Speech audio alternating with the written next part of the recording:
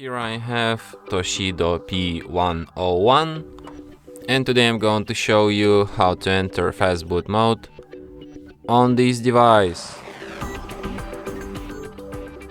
First, let's turn our device off by holding down power key.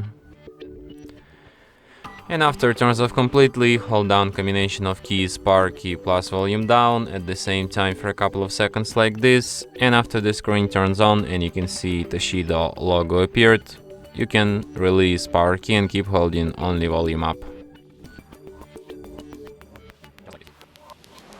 So in the following menu, you have to use volume keys to navigate and power key to select, and you have to select the third option, enter Fastboot.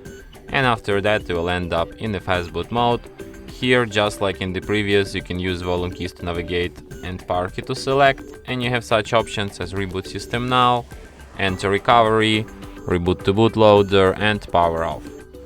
So if you want to quit this mode, just select the first option, reboot system now, and device will be restarted just as usual.